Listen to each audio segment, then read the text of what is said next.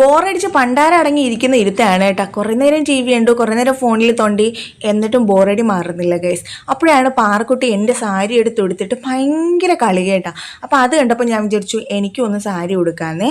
ഇതെൻ്റെ ഒരു ഫേവറേറ്റ് സാരിയാണ്, കുറേ നാളിന് മുമ്പ് വാങ്ങിച്ചതാണ്. കുറേ നാളല്ല, കുറേ വർഷമായി. നെറ്റ് കോട്ടയുടെ ഒരു ബ്ലാക്ക് പ്ലെയിൻ സാരിയാണ് കേട്ടോ.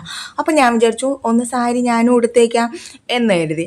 എന്നിട്ട് ഞാൻ ദേ ഒരു ബ്ലൗസ് എടുത്തിട്ടിട്ടുണ്ട്. ചേച്ചി എല്ലാത്തിലും ഈ ബ്ലൗസ് ആണല്ലോ എന്ന് ചോദിക്കരുത്.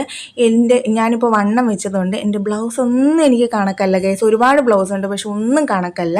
അപ്പോൾ ഞാൻ കണക്കായിട്ടുള്ളൊരു ബ്ലൗസ് എടുത്തിട്ടിട്ട് സാരി ഡ്രേപ്പ് ചെയ്ത് കൊടുക്കുന്നുണ്ട്.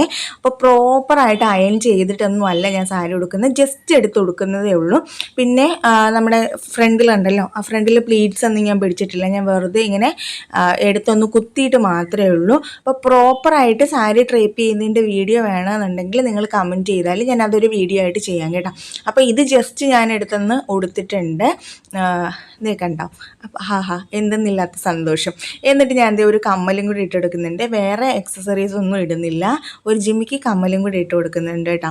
അപ്പോൾ ബോറടിച്ചിരിക്കുന്ന സമയത്ത് ഇതുപോലെ മേക്കപ്പ് ചെയ്യുക, സാരി എടുത്ത് കൊടുക്കുക, ഇങ്ങനെയുള്ള വട്ടുകളുള്ള ആരെങ്കിലും ഉണ്ട്? എനിക്ക് ചെറിയ ഇത്തരത്തിലുള്ള വട്ടുകളുണ്ട് കേട്ടോ. അപ്പോൾ ഞാൻ തന്നെ ഹാപ്പിയായി ഉടുത്ത് കഴിഞ്ഞപ്പോൾ. ഉടുത്തിട്ട് എങ്ങോട്ടെങ്കിലും പോകാൻ തോന്നുന്നുണ്ട് ഗൈസ്, പക്ഷേ എങ്ങും പോകാനില്ല, രാത്രിയാണ്. അപ്പോൾ ഞാൻ എന്തേ കലാപരിപാടികളൊക്കെ കഴിഞ്ഞിട്ടുണ്ട്.